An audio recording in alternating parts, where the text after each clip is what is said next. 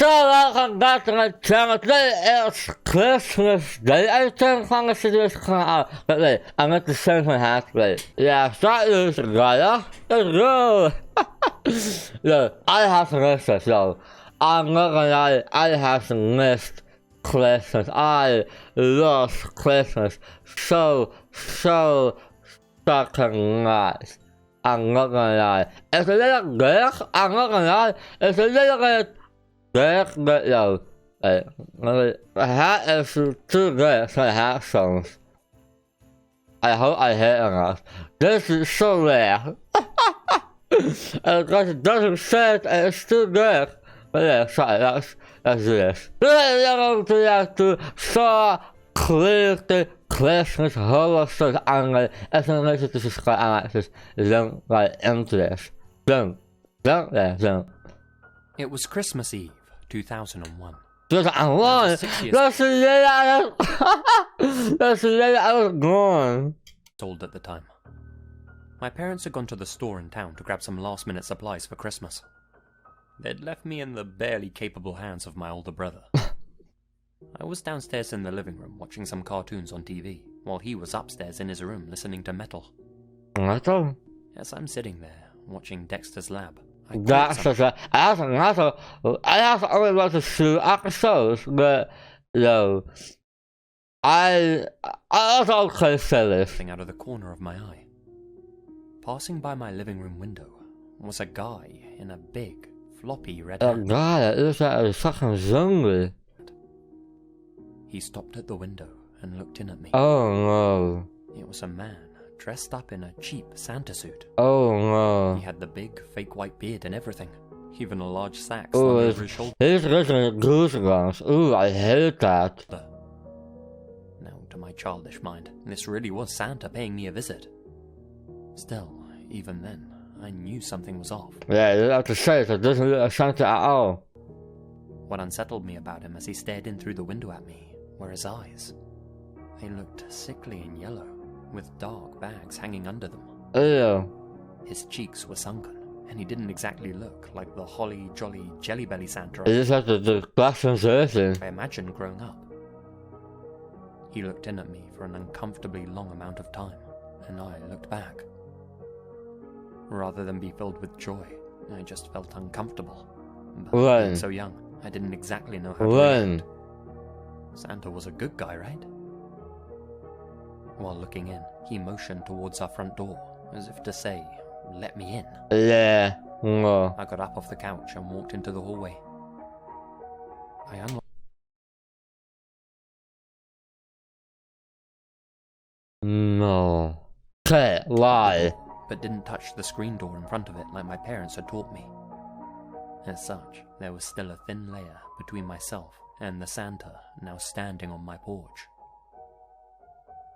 Oh ho ho! Why hello there, little boy. Merry Christmas. I just look at his bleeding from his eyes. And what's your name? Michael. I remember feeling confused that he didn't know my name. I always thought Santa knew every kid's name. Wasn't he supposed to have a list? Nice to meet you, Michael. Do you know who I am? I nodded yes. Well, I've heard you've been a very good boy this year, so I brought you this. He dipped his hands into the sack and pulled out a wrapped present. Held it out in front of him, as if to say, "Come and get it." Yeah. Being so young, Don't. held it out in front of him, as if to say, Yeah. "Come and get it." Don't. Being so young and naive, I was tempted to open the screen door and take the gift. But my parents had drilled stranger danger into me hard, to the point where I didn't even trust Santa Claus. All I could think to do was tell Santa that he had come too early, and that he should come back at nighttime like he was supposed to. Put the present under our tree, you know? Come now, Michael. Open up and come and get your present. It's a doozy. It's a doozy? The temptation was strong. I wanted the present, obviously. My imagination ran away with me, thinking about which new, cool toy it could be. But I needed permission. I shouted up to my brother, "Daniel, come down here real quick." I'll never forget how that Santa's eyes widened as I shouted that upstairs. Without Jesus hesitating, Christ. he turned and walked away. He hopped into a van outside of Like a reindeer. the house that still had its engine running. All I could think was, where are the reindeer? Yeah. Within moments of getting in, he drove off down the road, never to be seen again. Not by me, at least. My brother hadn't even heard me Oh, shouting wow. because of the metal he was blasting. Yeah, what a great brother. As long as you great and turn at him, he'll nothing know. God damn. When my parents came back, I told them about the Santa that came to visit. They thought I was just pretending or playing a game. A couple of days after Christmas, the news broke out. An 8-year-old boy in our town had disappeared from his house after his parents ran to the stores. They'd only left him alone for 10 minutes. Damn. They never found him. Damn. My folks believed my story after that, and never left me alone with my brother again. What a sick brother. I thank my lucky stars we had that screen door rule in my home. Yeah. On Christmas Eve in 1989, I was traveling through Mexico City in my boyfriend's car. He was driving and I was navigating. There were Christmas decorations up along the streets and most of the traffic was moving at a snail's pace, taking care not to hit the dense pockets of people walking up and down the street. We were in a hurry though, so my boyfriend turned off one of the main roads and we cut down a side street to avoid the congestion. We made a few more turns and suddenly stopped when we realized we didn't have a clue where we were. I opened the map while my boyfriend put the car in park and lit up a cigarette. I was tracing our route on the map to backtrack us when something struck our car hard on the front side right next to me. I caught a glimpse of a figure slam into our windshield and bounce forward off the car. I cried out in shock while my boyfriend stuffed his cigarette in the ashtray and stepped out of the car. This is where the experience became strange. I've never shared this before with anyone other than my closest friends and family who I trust. While my boyfriend was climbing out of the car, I saw the figure who struck us stand up awkwardly, holding his head and limp across the street. My boyfriend completely ignored him and bent down to look at the front of the car. I rolled down my window and called out, "Hey!" to the man as he limped away. My boyfriend, thinking I was yelling at him, called back to me, "Don't get out." I called back, What? "Why?" And my boyfriend stood back up and I noticed blood on his pants from where he had knelt down. "He's dead," my boyfriend said, and he rubbed his face. "What? No, he's not, I turned and started to point in the direction the man had limped away in, but he was gone. I got out of the car and stood up. I saw enough to understand what my boyfriend meant. The man we had struck had flipped off the windshield and caught his head in a storm drain. That's impossible. That's impossible. His neck was very clearly broken and he was bleeding heavily from 2 different compound fractures in his legs where he had struck our car That's with his bike. impossible. The bike itself was lying on its side by my feet, the front wheel bent sideways and the back wheel still spinning. I was in shock and kept jerking my head back and forth down the street the man had limped down on and the figure at my feet. It didn't make sense. They were wearing the exact same clothes. How many people did we hit? I asked my boyfriend. He looked at me like I had hit my head. "Only one," he replied. Then he started waving his arms to flag down a police car. I sat down on the sidewalk and stared at the ground, feeling like I was going to be sick. I wasn't crazy. I hadn't seen a ghost because I had seen the shadow of the man cast on the stone wall behind him as he stood up and limped away. But there he was. The exact same man who had stood up right there on the ground in front of our car. The police blocked off the area, examined the bike and our cracked windshield, and determined the guy had been speeding down the hill on his bike and struck us without applying the brakes. They asked me what I saw, and the best that I could do was stammer that it happened so fast. I thought we had hit 2 people. We got a ride from a family member to my boyfriend's house, but I was still in such a state of shock that I couldn't even touch the dinner that had been... Oh shit. I look at a lot of stuff too. God damn. for us. People have since asked if the man who stood up was bloody or if I could see the whites of his eyes. Honestly, I don't recall seeing either. All I could say with certainty is that he stood up, held his right hand to his head and limped away. He didn't react to my boyfriend stepping out of the car. I don't know if I believe in ghosts or life after death, but if that's the case, this man was physically reacting to the impact that had killed him, seeming not to have noticed that he was dead. Occasionally I dream about that night and that impact, but in the dream I never see the man stand back up. I see a bright flash of light and then nothing. No details of the man himself after the hit. I never even found out the man's name. It was the worst Christmas of my life. I was expecting a jump scare. I'm not gonna lie. I was expecting a jump scare. The best story my grandfather ever told me happened back when he was 18 years old on Christmas Eve in 1959. He was lying on his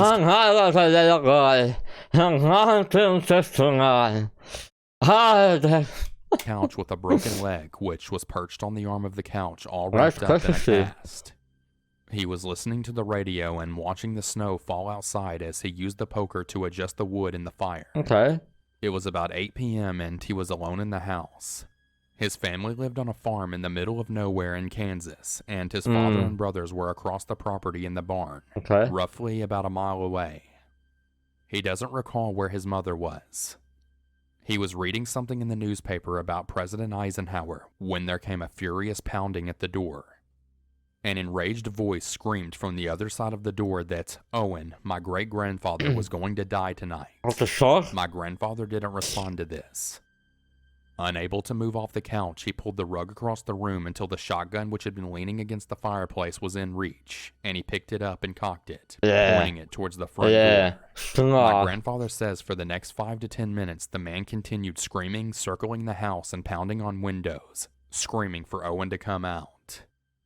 He was clearly drunk and out of his mind and wasn't leaving the house until... How does a guy know you? He must know you because otherwise he couldn't say your name. Someone opened up. My grandfather winced as the man banged on the window right above the couch, but he still didn't move or acknowledge him. Finally, the man returned to the front door and pounded on it until he kicked it in. My grandfather said that he felt the blast of cold air and the stench of tobacco and whiskey as the man stomped through the dark hallway and walked right into the living room. He was a tall, lanky guy with brown teeth and an uneven gray beard, like he had only shaved part of his face. The guy's eyes were as big as hubcaps and he was barefoot, which was crazy as it was snowing outside. For about 10 seconds, the guy didn't even notice my grandfather, but was glancing around the room quickly, his eyes darting back and forth like a rat, until his eyes fell upon the couch. He saw my grandfather, he saw the shotgun, and he froze like a deer in the headlights. Run, guys. Run. My grandfather cocked the hammer back on one of the barrels. He had him dead to rights, and the intruder knew it. My grandfather snapped, "Get the fuck out!" The man took a step back, looking more enraged than afraid. "Where's Owen?" he hissed. "Get out!"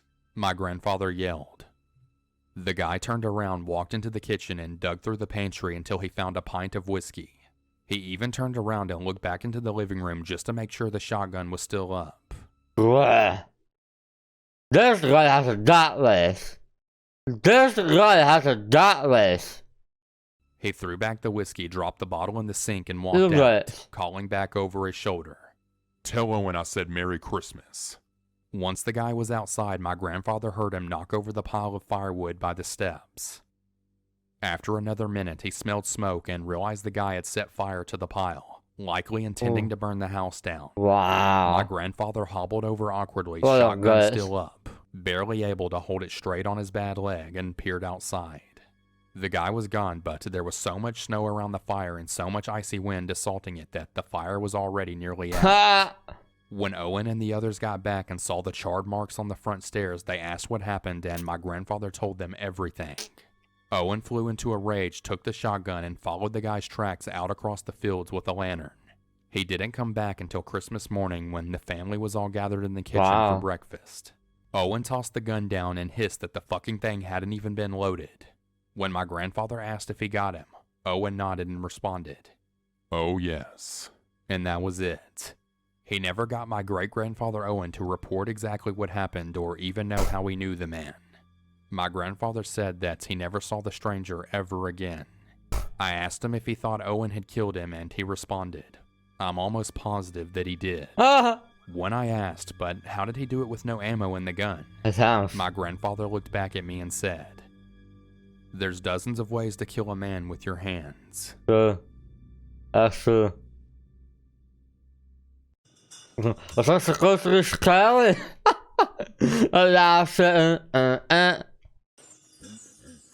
My wife and I don't live together. That's, She had become abusive over the last few months.